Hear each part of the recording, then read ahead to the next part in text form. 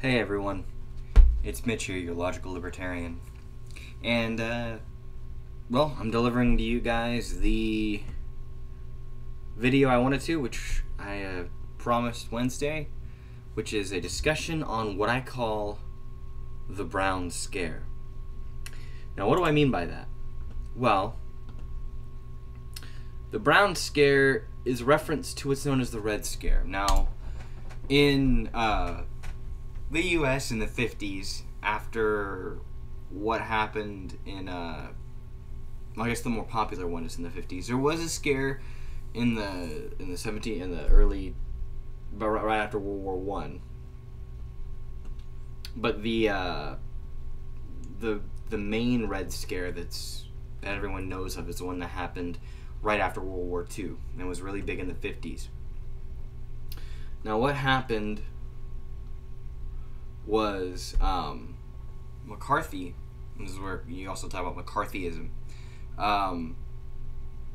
Joe McCarthy was seeking to find anyone who could be a communist, Soviet communist spy, because we were in a Cold War, in an economic, political arms race with Russia. And as well as we were dealing with China and a lot of their allies, pretty much we were trying to battle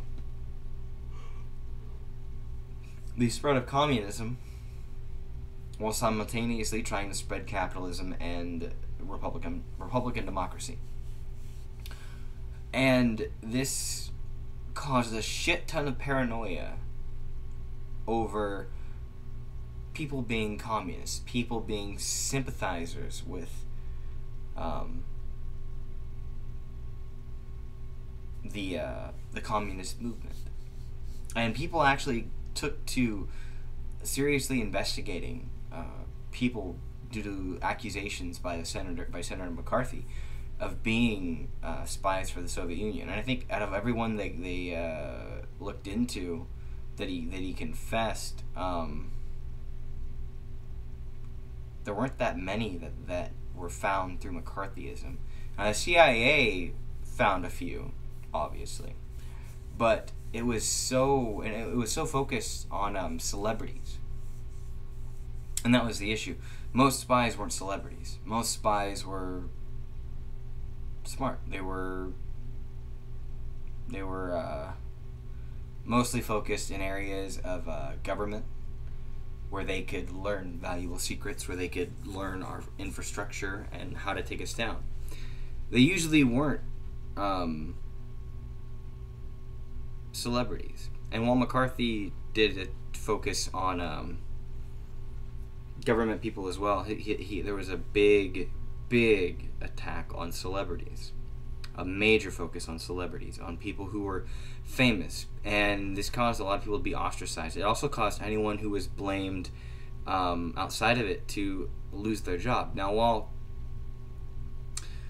like I said, we did find some spies, many a times we would accuse someone and associate them with being a communist sympathizer or a communist spy. And like I said, they would lose their job, they'd lose their business, they would be ostracized by society, they'd never be allowed to do anything, they'd lose their credibility, they'd have any of their certification revoked. So many horrible things happen to these people. And if you'll notice, this doesn't sound too unfamiliar from what's going on today. And ironically, it's from a different angle. Now, see, during this time, it was the very conservative, small r republicanism, a senator, so small r republic, that was attacking the communist left. It was the right who was in power, who was ostracizing anyone who seemed to sympathize with the more extreme left that was an enemy of ours. Today, it is the left that is trying to seek out and ostracize people for potentially being the extreme right, which is fascism. Now, of course, I would argue that fascism isn't strictly fascism isn't just about right and left. Really, it's on it's the right side of the totalitarian spectrum. And I'll go over this real quick. Fascism is considered right wing. It's dictatorial. Dictatorial. It's a dictatorship. It's against liberalism and against anarchism, but it's also against various forms of Marxism, so communism and socialism. So it's on the opposite end of the totalitarian, authoritarian spectrum, which Marxism and communism, they're on the authoritarian spectrum as well. I'd put softer socialism on the more semi-authoritarian, like, I guess you'd say Western progressive authoritarianism or liberal authoritarianism, which is more of, or maybe more a liberal statism, is where I'd place socialism on the left side of that, and then kind of not quite theocracy, but more of the far right conservative view, the pseudo theocracy rule. I guess it'd say moral majority rule is more on the right wing side, with the middle being the centrist moderate. People like Bill Maher would be there, but fascism is on the right wing of the authoritarian scale. It opposes liberalism, libertarianism, anarchy, different versions of freedom, as well as it opposes left-wing authoritarianism. And it is very much, though, a form, ironically, of socialism. Because, by definition, fascism is essentially if the state ran capitalism. It's state-ran capitalism, which doesn't make sense because capitalism is supposed to be free market. However, it's that the government takes control over the free market, over industry, over commerce, over productivity. It takes control over it, and it heavily regulates it to a certain point. And it's extremely against, just like any authoritarian ideology, it is extremely anti-opposition. Doesn't agree with concepts like free speech, freedom of press. It controls the press. It plays by the authoritarian playbook, from taking over the market to taking over the media to silencing opposition and quote unquote air quotes dealing with detractors. But the difference is fascism is a bit more militaristic, which eventually all authoritarians, if all forms of authoritarianism get materialistic, and all forms of authoritarianism actually have a form of nationalism. Soviet communism, the reason why they did away with religion was so that way you would be obligated to the state. The state was supposed to be your religion. Fascism is the same way. Eventually all religion gets in the way. Fascism might start with being very pro a certain religion like Islam or Christianity, but eventually they'll know that people will have to choose between their religion and the state, and they will eventually cut it out. Now, you guys get to see I got some tweets. Now, the main difference between fascism and that is that it's a little bit more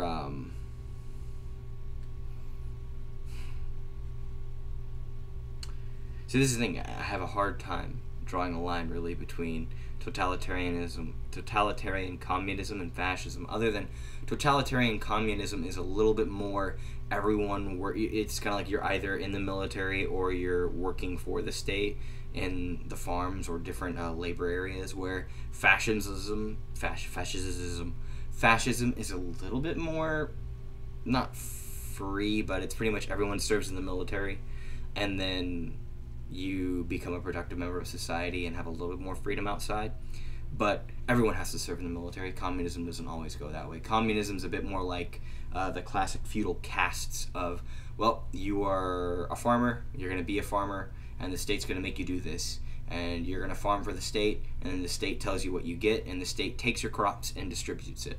Where fascism's a little bit more free for the farmer, but they still come and collect their protection money, and typically they'll take your young kids and they'll send them into the military for a couple years, and then you might get your kids back if they haven't died. And both will silence detractors. But that's essentially it. They're very similar, but there's a bit of a difference. Like I said, it's more interventionalist in the economy. Like I said, they advocate for a more mixed economy. That's where I say there's a bit of a difference.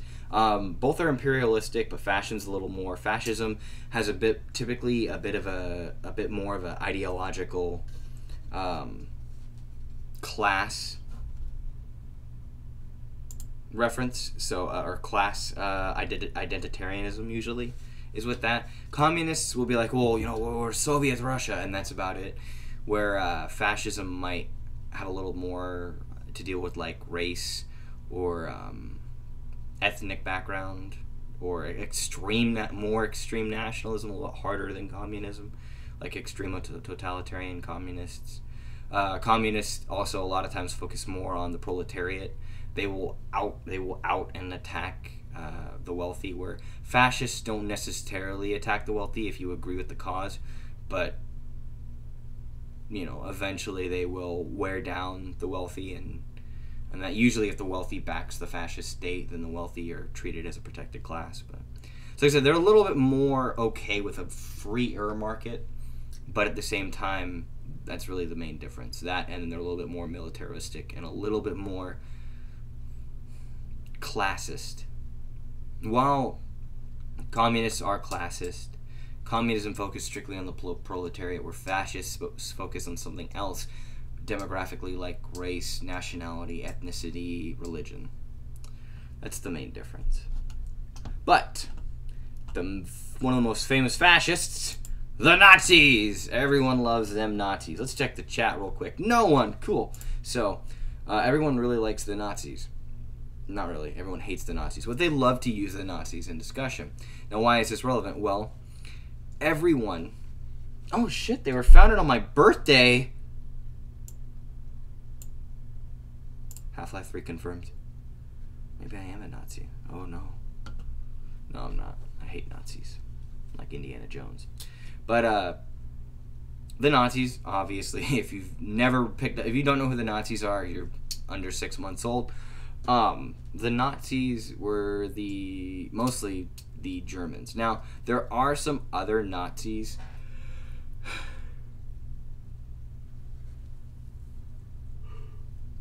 There are some other Nazis outside of,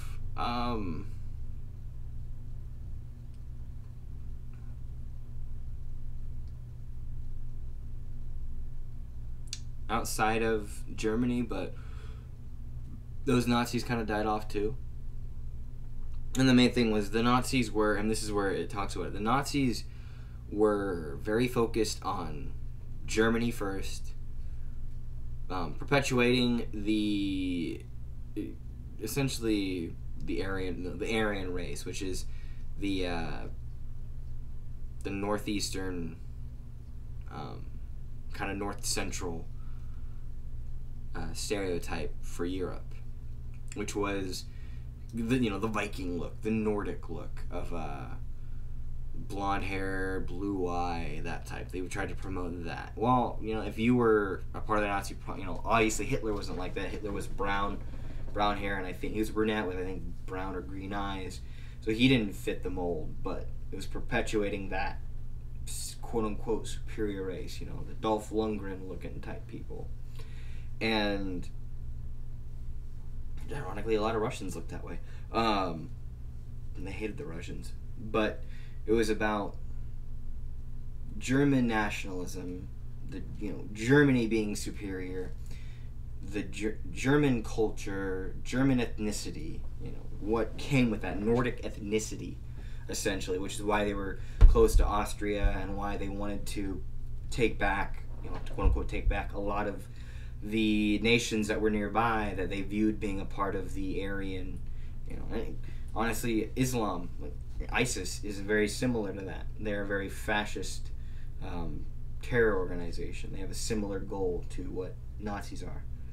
But that was the goal. And they had a sort of free market concept, but it was a weird version of socialism. It was national socialism, which was, it had to deal with if you were a part of the mold. Pretty much you had socialist protections if you were in the ideal, if you were in the party, or if you supported the cause. But if you were outside of it, you did not. It wasn't based off the proletariat. It was more based off of the ideal, the party. If you subscribed to their nationalism, if you were a sympathizer with them, you would get their benefits. But even then, there was a hierarchy in there. A lot of times, the hierarchy was based off of race or ethnicity. And there were certain ethnicities they hated, like Jews, obviously. They also hated gays and non-whites. But that's what a lot of people don't like, is the Nazis. And they were rough. They committed genocide. Oh, they attempted to fulfill a genocide, but they committed mass murder, millions. They were staunchly opposed to communism, but they also believed in social Darwinism. They believed in promoting certain parts of a certain race and trying to make a superior race through selective breeding of humans. And that was interesting. They perverted science. They had a lot of pseudoscience. Just like with communism, there's a lot of pseudoscience. It was what they wanted to believe. It was politicized science. Ironically, that's how a lot of progressives are today too. It's very politicized. From saying like, oh, well, the eclipse was, it was pro-white and anti-black because it affected more white countries than black countries, so black countries didn't get to see it or whatever. That somehow there is a political or racial or some other artificial motivation to science, or potential artificial manipulate when it's not. So, and all based on promoting the ideology, promoting their political movements, and that's what it is. Now, there are far right, but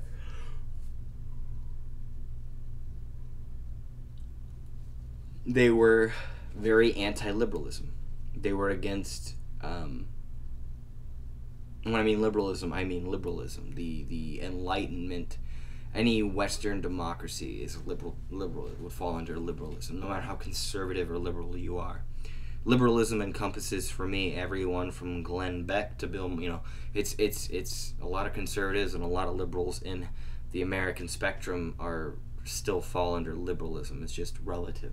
They were very against that. They did not agree with us. They didn't agree with democracy or republicanism. They were against that. So that's that, and that's what we fear right now because of everything that's been going on in Charleston, everything that's been going on, and all these people coming out, a lot of nationalism, a lot of racism, a lot of white pride has been spewing about for the last couple years, and it's gotten worse and worse. And a lot of people blame various things. I personally think it's a mix of people being upset with the Obama administration, as well as a lot of the racism that's been towards white people that's been tolerated by the media, by the government. That doesn't breed a very good idea, which is ironic because a lot of groups have come out and said, well, you don't know what it's like to be treated as racially, to be shit on all the time. And it's like, actually, yeah, it's societally accepted to shit on white people. That is how it is. Like, you can make a joke about white people, making fun of them, and that most people don't really care. But then it started to bleed into abuse and neglect, to not giving a shit about how statistically whites are affected by certain things, or offering favoritism. And this is where the neglect is. Favoritism is equally neglect. When you choose to focus on one thing and leave out all the others, you are neglecting those.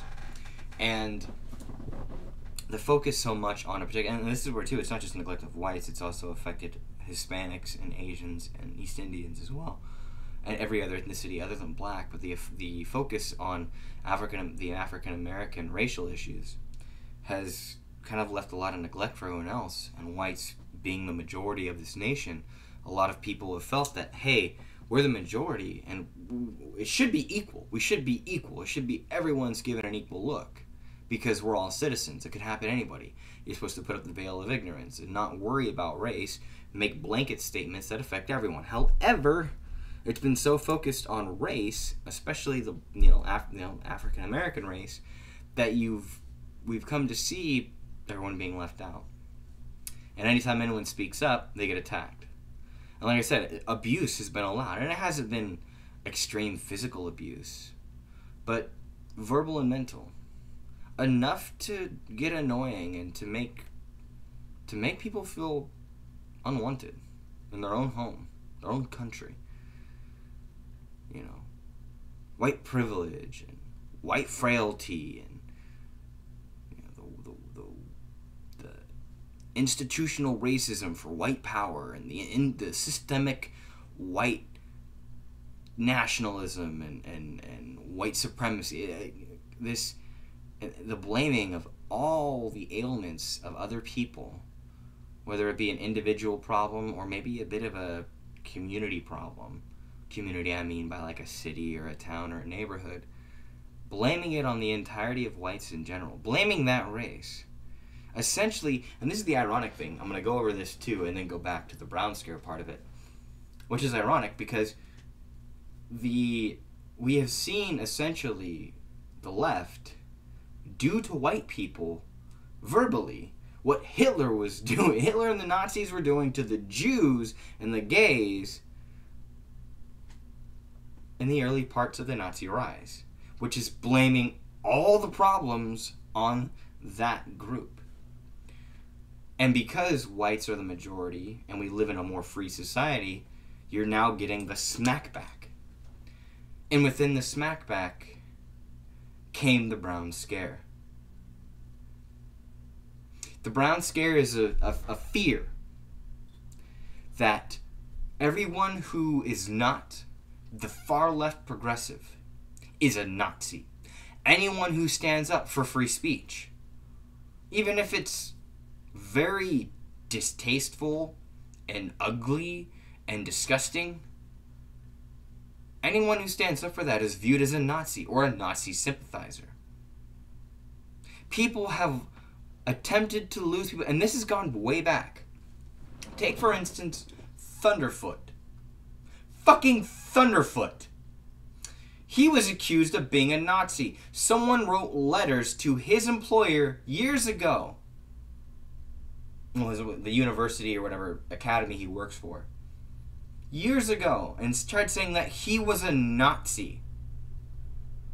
This has been going on for some time. Anyone on YouTube or the internet, in the media, who has a not, I would say regressive, but not your accepted mainstream progressive ideology, has been thrown under the bus, and people have tried calling them Nazis. They do that now with Sargon, Dave Cullen, Shoe on Head, everyone. They're all Nazis. Blair White, they're all Nazis apparently. Fuck even people like Bill Maher and Sam Harris, who couldn't be more liberal in both the classic sense and the modern sense,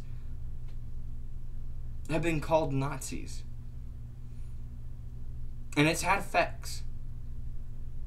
Look at Milo Yiannopoulos. Not a Nazi at all. He actually doesn't like the alt-right. He pushes away from it because he doesn't agree with the nationalist element of the alt-right. He's just kind of a libertarian-esque, conservative-ish liberal, classic liberal. He believes in free speech. He's a Christian and kind of pushes some theocracy, which is dumb. But he believes in very liberal values. Free speech, freedom of press, freedom of individuality. And he's an interesting mixed bag. Ben Shapiro also kind of falls into that. And both of them don't like the alt-right. Ben Shapiro doesn't like Trump. Milo Yiannopoulos, I think, likes Trump, but doesn't like the alt-right. Both don't like the alt-right. So, they are not Nazis. And while I really don't like Ben Shapiro, but he is not a Nazi. Nowhere near. He and I would be standing in the same line against Nazis. We would equally say, no, we don't like them. We don't like white nationalists. We don't like, neo-Nazis. And that's the thing. It's neo-Nazi that really is the scare. People that sympathize and idolize Nazis. But look at what happened to Milo. How many things got shut down because they were saying he was a Nazi. They didn't like his views. They were saying he was, alt-right, a white supremacist, a perpetuator of the patriarchy.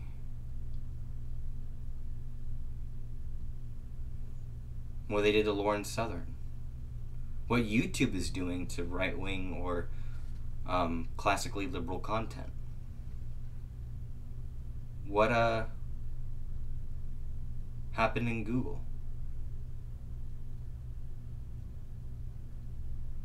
It's upsetting. And now, of course, not all liberals and not all progressives agree with using such tactics, with trying to destroy people's lives for having a different opinion, destroying their careers because they have a different opinion. Many of them do believe in the liberal ideas, classically liberal ideas of free speech, even if they don't like the speech. That's how I am. There are a lot of things I despise seeing happen. I don't like seeing people walking around with tiki torches saying Jews will not replace us and calling people faggots. I hate that. And I do equally feel the desire to knock those dumb motherfuckers in the face. But they have the right to say what they want to say. I would rather have them speaking out and making complete asses of themselves and being like, dude, you're fucking ridiculous, and make a response video to them saying you're fucking ridiculous and calling out all their points, and everyone saying, yeah, they're fucking ridiculous, these guys are a joke. We'll hear them out, we'll say, okay, we'll give them some refutations, and then we'll move on, because that's it. That's the biggest ripple they'll make. Some loud noise. But when you treat them as something they're not, and then you engage them violently, well, then you turn them into what you want them to be. Because we've now reached the next stage. It's no longer the brown scare anymore. It's now the 60s and 70s. When prominent people are actually admitting, no, yeah, I do identify with that group. And I'd like to see our government take that idea on. You do have people who are not Nazis, but are Nazi sympathizers, who are neo-Nazis, who are nationalists and support fascist ideologies, who are now trying to actually make legitimate change, who are gonna run for office, who are gonna lobby politicians, who are gonna become bigger and louder and more prominent and gain more support. You've blurred the line between white nationalists who are just bitching about the gays and the blacks and the Jews, which is like, okay, they'll die off in 20 years. And the actual, active, moral busybody fascists who want to actually make negative, harmful change to this country. Because you couldn't just sit back, let them make asses of themselves, call them on their bullshit, and move on. No. You had to engage in fascism yourself. And that's the biggest thing that pisses me off about the progressive movement and about modern liberalism. This is why I could never be a fucking Democrat. This is why I can never, ever see eye to eye with many of my generational peers. Because they support illiberal ideas like violence towards people who you don't agree with. Using the government to silence people you don't agree with. Forcibly silencing people you don't agree with. Being so immature to not listen to what other people have to say. And to be like, well, I can't stomach that. Oh, boo fucking who? Boo fucking who? And honestly, they are no better than McCarthy and those who thought like him back in the fucking 50s. They are the same. You are the same. History is fucking repeating itself. And these idiots who, and this is why I get upset too about, and this is all topical, tearing down fucking statues of people who represent bad times in our history. No. Leave that shit up as a fucking reminder. Yeah, we don't pay attention, we'll do that again. It's a scar and a blemish, but we need that scar and blemish. Scars are a fucking reminder of why you don't do stupid shit. A scar will remind you, okay, I gotta wear gloves next time. Okay, don't go near that animal. Okay, don't do that way. It just upsets me.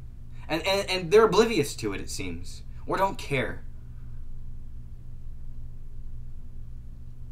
But of course the conservatives are just buying into the fucking right-wing shit. Oh yeah, we'll push this nationalist thing. And they'll blame, well, the left is somewhat to blame for at least fueling and fanning the fire. I mean, the guys didn't have to go out and protest the taking down of that thing. They didn't have to. They didn't have to show up in mass and chant, Jews will not replace us. They could have just stood there and said, no, we want our history to remain. We need this, or else we're doomed to repeat it. That's all they had to do. And perpetuating that and acting as if they're not at all at fault, well, that's dumb. And it's just as fucking retarded. And you have idiots like fucking Alex Jones that push that shit, or fucking Clyde Lewis, that are pushing this, that are giving this more exposure and getting it to more people, and getting people who are more on the fence, who would support Enlightenment liberal ideals, classically liberal, constitutional ideals, who would support that, to end up siding with these neo-fascists, these nationalists. Because you've drawn a dividing line. And you've taken the nuance and caveat out of it. It's no longer, some white nationalists and a lot of conservatives. Now, every hard conservative is a white nationalist. And they'll accept that label.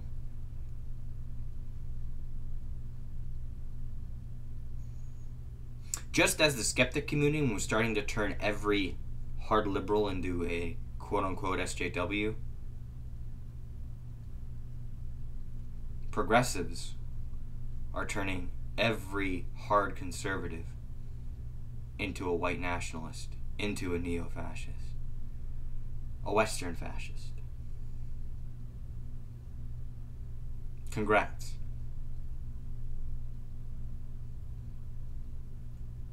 And the unfortunate thing is, with this Brown scare, the people who have been harmed, the people who have been silenced and who have been shut down, whose lives have been ruined or careers have been ruined, are not fascists. They're normal people. They're people who are, honestly, classically liberal, who believe in individuality, in equal law, equal protection under the law, egalitarianism. They believe in the application of the veil of ignorance to situations. They believe in blanket laws that protect everybody. These are people that believe in equality and individual rights, individual freedom, the freedom of choice, constitutional liberties. They're being outed as fascists. What the fuck do you call those extremists then? What the fuck do you call those who would wave the Nazi flag and gladly murder every black, Jew, gay, atheist? What do you call them?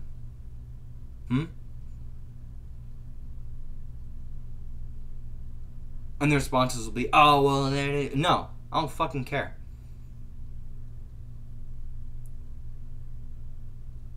There's a difference. And the stupidity's gone on long enough. I honestly sense in America there'll be a civil war probably soon. Or at least the tension of one for a while. We've become a lot like a third world country, having riots in the street, combat in the fucking streets. People bringing fucking clubs and bats and crowbars and fucking makeshift shields to fight each other. Shit looking like shit out of fucking Braveheart. This is America. Why is this happening? We're supposed to be the land of the free and opportunity, where people get their white picket fence and can work hard to make a good living. What happened to that? Where anyone could be president. I think we've proven that too. Anyone can be president. Fuck it. We had Trump. I mean, that was more inspiration for me to run for office than anything else. Like, fuck it. Anyone can be, I guess. Yeah, do it. That's true. That shows that it's anyone can be it. That's inspiring. But no.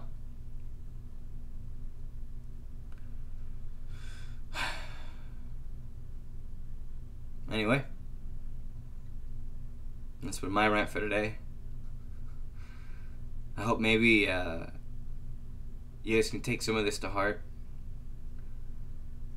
We don't need to be violent towards people who we disagree with. We don't need to loosely use labels. And that's everything. I don't care what it is. Calling fucking people who want more socialized health, they're not communists. And people who have some identity with their race that are white are not white supremacists.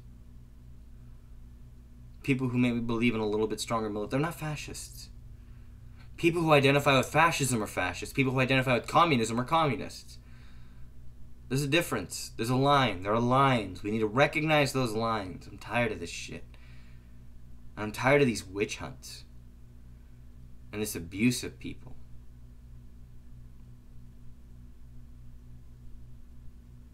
And yes, the left, the progressives, have been abusing people. I mean, one, you've been using minorities to push political gains.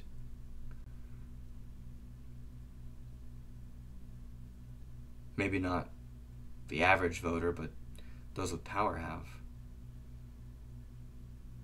And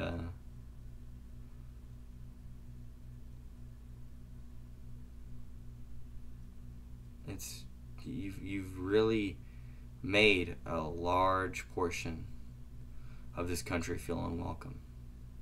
And that's not justified. You should never make your citizens feel unwelcome.